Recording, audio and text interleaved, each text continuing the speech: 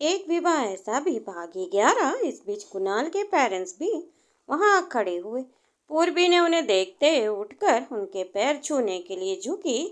कुणाल की मम्मी उसकी ओर देखा लेकिन कुछ नहीं कहा। वो बस कुणाल का हाथ पकड़े खड़ी रही। पूर्वी उन्हें इस तरह इग्नोर करते हुए देखा और गहरी सांस लेते हुए कहा, इतने साल हो गए लेकिन अभी तक कुणाल के माँ बाप ने मुझे एक्सेप्ट नहीं किया, और जहाँ तक मुझे लगता है ये मुझे कभी एक्सेप्ट भी नहीं करेंगे। कुणाल की माँ कुणाल से बहुत प्यार करती हैं और उन्हें पता है कुणाल मेरे साथ खुश नहीं है, तो मेरा अब इन सब से कोई एक्सपेक्टेशन रखना बेकार ही है। उसने गहरी सांस ली और चुपचाप दादी के बगल में खड़ी हो गई। 12 बजने वाले थे। घर के नौकर दादी के लिए एक छोटा सा केक लेकर आए और उसे उनके सामने रख दिया। दादी ने तुरंत केक काटा और सबने उन्हें विश किया। पूर्वी ने अपने पास से एक छोटा सा गिफ्ट निकालते हुए कहा, दादी माँ आपके लिए छोटा सा गिफ्ट। उन्हें गिफ्ट देखकर मुस्कुराते हुए कहा, थैंक यू सो मच, लेकिन तुम मुझे कल सबके सामने देना, ओके। पूर्वी कुछ बोल नहीं जा रही थी। कुणाल ने केक कट कर तुरंत अपनी दादी को खिलाते हुए कहा, अच्छा ठीक है, अगर आप ऐसा चाहती हैं तो यही सही। कुणाल ने दादी को केक खिलाया और लेकिन उसकी दादी ने उसे पहले पहले पूर्वी को केक खिलाया। कुणाल इस बात से थोड़ा चिढ़ गया लेकिन उसने दादी के चेहरे की मुस्कान देखी और कुछ नहीं बोला। थोड़ी देर में लोग डिनर करने के लिए डाइनिंग टेबल पर बैठे। पूर्वी का कुछ भी खाने का मन नहीं था लेकिन उसने जैसे तैसे थोड़ा बहुत खाया। उसके बाद दादी ने पूर्वी की ओर देखते हुए कहा, बेटा जाओ अपने रूम में और फ्रेश होकर थोड़ा रेस्ट कर लेना। वैसे भी कल सुबह से ही सारे गेस्ट आने लगेंगे तो तुम्हें शायद आराम करने का समय न मिले, क्योंकि मैं अपनी सारी फ्रेंड को तुमसे मिलवाने वाली हूँ। पूर्वी कुणाल की ओर देखने लगी और धीरे से सिर हिलाया। दादी ने कुणाल की ओर देखते हुए कहा, कल सुबह तुम लोग उठकर फटाफट रेडी हो जाना, पार्टी में मुझे कुछ अनाउंसमेंट भी करनी है। कुणाल हैरानी से बोला, कैसी अनाउंसमेंट दादी माँ? दादी ने मुस्कुराते हुए कहा, अभी नहीं, पार्टी में ही बताऊंगी। इतना बोलकर वह खाना खाकर उठने लगी। तभी कुणाल की मम्मी भी अपनी चेयर से उठी और कुणाल की ओर देखते हुए बोली, कुणाल बेटा कमरे में आना। कुणाल उनकी ओर जाने लगा। कुणाल की दादी ने कहा, पूर्वी मेरे रूम में है और अपनी मॉम से बात करने के बाद तुम भी मेरे रूम में आ जाना। कुणाल ने यह बात सुनते ही पूर्वी से कहा, इट्स ओके दादी माँ, मैं चली जाऊंगी। दादी ने पूर्वी का हाथ पकड़ते हुए कहा, नहीं कुणाल आ जाएगा। दादी माँ पूर्वी का हाथ पकड़कर उसे अपने कमरे में ले गई। कुणाल अपनी माँ के साथ उनके कमरे में गया। कुणाल की माँ ने उसे अपने पास बिठाते हुए कहा, कुणाल बेटा मेरी बात ध्यान से सुनो, कल पार्टी में बहुत सारे लोग आने वाले हैं और मैं नहीं चाहती कि कोई गड़बड़ हो, क्योंकि अगर कोई गड़बड़ हुई तो मम्मी जी नाराज हो जाएंगी और तुम जानती हो ना जब वे नाराज होती। कुणाल ने सिर हिलाते हुए कहा, हाँ माँ मैं जानता हूँ, आप इतना क्यों परेशान हो रही हैं, और रही बात गेस्ट की तो मैं सब संभाल लूँगा। कुणाल की माँ ने उसकी ओर देखते हुए कहा, वो इसीलिए परेशान हो रही थी कि तुम्हारी बुआ के साथ साथ कुछ और लोग भी शायद पार्टी में आने वाले हैं। तुम बस किसी की बातों का बुरा मत मानना और प्लीज गुस्से में कुछ उल्टा सीधा मत करना। कुणाल ने अपनी माँ की ओर देखा। उनके चेहरे के एक्सप्रेशन बता रहे थे कुछ तो बात है जो उन्हें परेशान कर रही है। कुणाल ने उनका हाथ पकड़ते हुए कहा, मॉम आप इतनी ज्यादा परेशान क्यों हैं? आखिर ऐसा कौन आ रहा है? दादी माँ की पार्टी में कुणाल की माँ कुछ बोल नहीं जा रही थी कि तभी कुणाल के डैड कमरे में आए। कुणाल की माँ उन्हें देखकर चुप हो गई। उन्हें कुणाल की ओर देखते हुए कहा, हाँ तो बहुत थक गए होगे ना, जाओ जाकर रेस्ट करो, हम बाकी बातें बाद में कर लेंगे। कुणाल ने अपनी माँ को टॉपिक बदलते हुए देखा।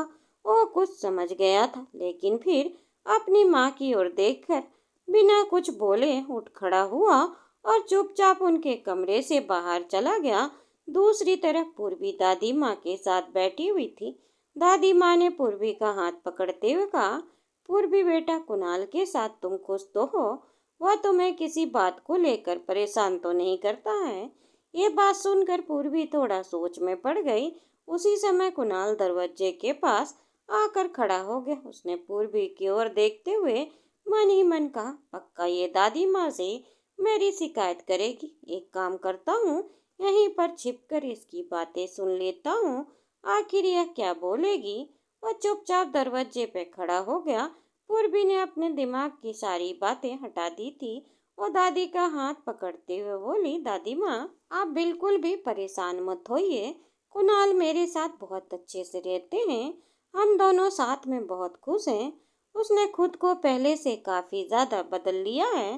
पूर्वी की बात सुनकर दादी माँ उसकी आंखों में आंखें डालकर देखते हुए बोली, सच बोल रही हो तुम? कुणाल पहले से बदल गया है क्या? उसने तुम्हें अपनी पत्नी के रूप में एक्सेप्ट कर लिया है?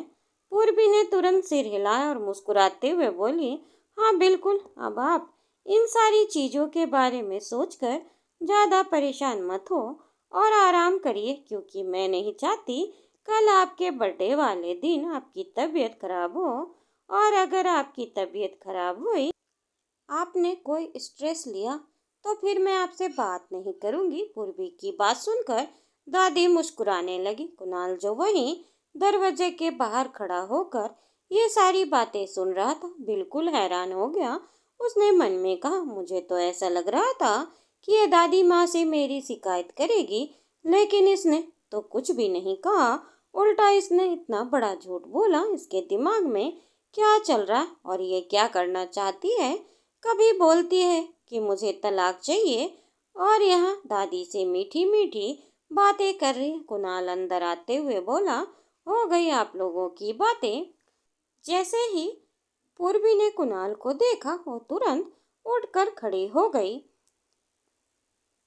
दादी माँ ने कहा, हो गई, अब तुम रुक जाओ, जाकर आराम करो।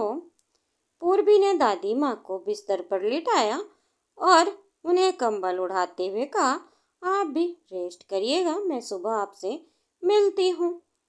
पूर्वी कुणाल की ओर देखने लगी। कुणाल ने दादी की ओर देखते हुए कहा, गुड नाइट दादी। दादी उन दोनों की ओर देखकर मुस्कुरा रही थी। कुणाल ने पूर्वी की कमर में अपना हाथ डाला और उसकी ओर देखकर मुस्कुराते हुए बोला, चलो हम भी चलते हैं रेस्ट करने।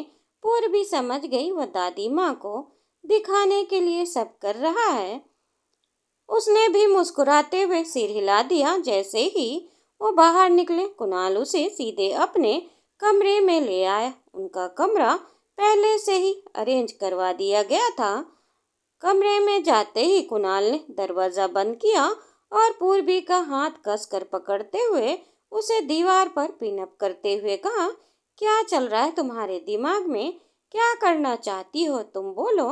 पूर्वी ने हैरानी से उसकी ओर देखते हुए कहा, कुणाल क्या कर रहे हो तुम? मुझे छोड़ो। लेकिन कुणाल ने कोई जवाब नहीं दिया और उसकी आंखों में आंखें डालकर देखने लगा। पूर्वी की आंखों में आंसू भर रहे थे, क्योंकि कुणाल ने उसे काफी कसकर पकड़ा हुआ था। वह अपना हाथ उसके हाथ से छुड़ाते हुए बोली, पागल हो गए हो क्या? कुछ नहीं कहा मैंने, दादी माँ से दूर हटो। इतना बोलकर पूर्वी ने खुद को कुणाल से दूर किया और सीधे चेंजिंग रूम में कपड़े बदलने चली गई। वह कुणाल के साथ वहां ज्यादा देर नहीं रुकना चाहती थी, क्योंकि उनकी आंखें मिलने पर दोनों के दिलों की धड़कन तेज हो रही थी। और जैसे ही पूर्वी चेंजिंग रूम में गई, उसके माथे पर हाथ रखा और धीमी आवाज में कहा, नहीं, मुझे खुद को कंट्रोल करना होगा।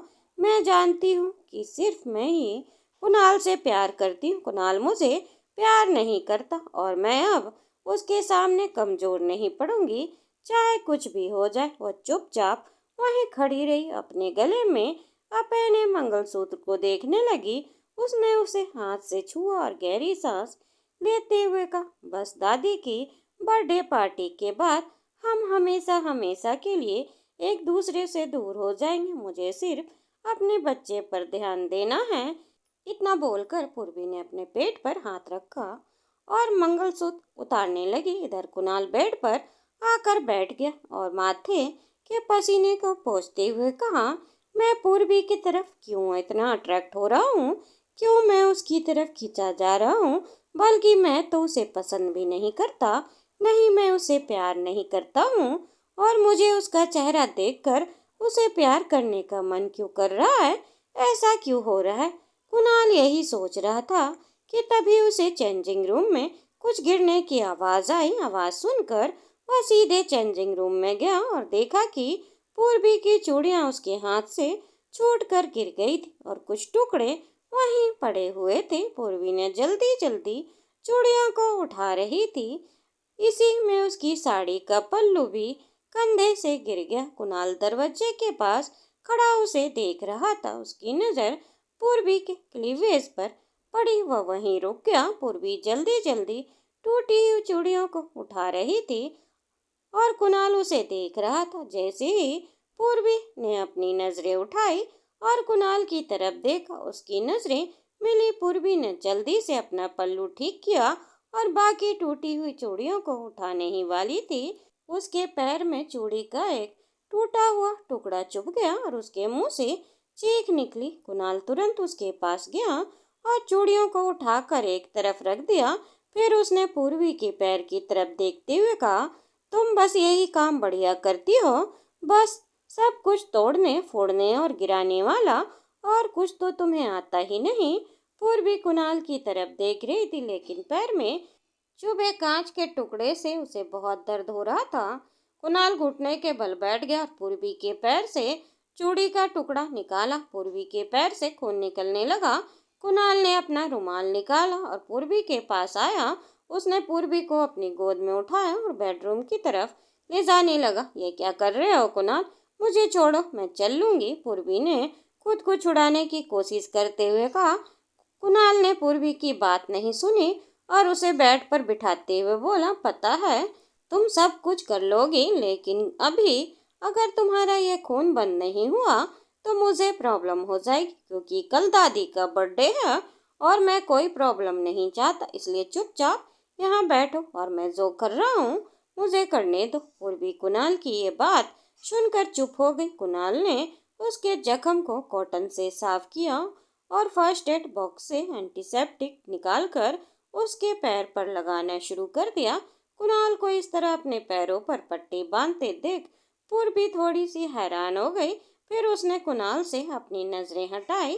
कुणाल ने उसके पैरों पर पट्टी बांधकर उठा और पूर्वी की तरफ देखते हुए कहा, थोड़ी देर में तुम्हारा ये दर्द ठीक हो जाएगा और कल सुबह अगर दादी के सामने जाना तो इस तरह पट्टी बांधकर मत जाना, वरना वह परेशान हो जाएंगी। इतना बोलकर कुणाल खुद चेंजिंग रूम की तरफ चला गया। कपड़े बदले और शावर लेने बाथरूम में जा रहा था। उसने पूर्वी की तरफ देखते हुए कहा, मैं चाय लेने जा रहा हूँ, जब तक तुम्हें अपने कपड़े चेंज करना हो तो चेंज कर लो। पूर्वी ने उसकी बात का कोई जवाब नहीं दिया। कुणाल शावर लेने चला गया। पूर्वी के पाँव में दर्द हो रहा था। वह कुछ देर तक नहीं बैठी रही और थोड़ी देर बाद जब वो उठी तो लंगड़ाते हुए चेंजिंग रूम में जाना चाहा, लेकिन उसके पैर में बहुत दर्द हो रहा था, इसीलिए वो फिर से बेड पर बैठ गई।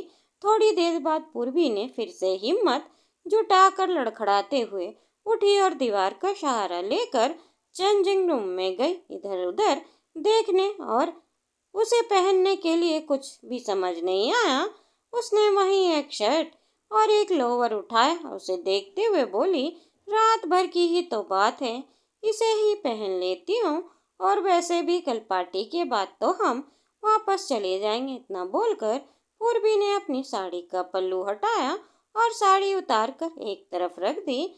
इधर उधर देखने पर पता चला कि कुणाल अभी भी बाथरूम में था और बाथरूम के अंदर से शावर का पानी चलने की आवाज आ रही थी।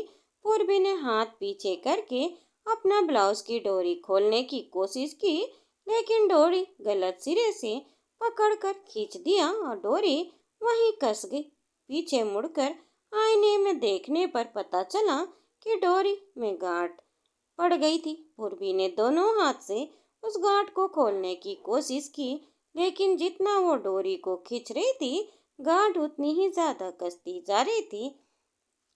पूर्वी ने कराहते हुए कहा, हे भगवान, ये क्या हो रहा है मेरे साथ? जब मैं यहाँ आई हूँ, किसी न किसी प्रॉब्लम का सामना कर रही हूँ। पहले पैर में चोट लगी और अब ये डोरी इस तरह कस गई।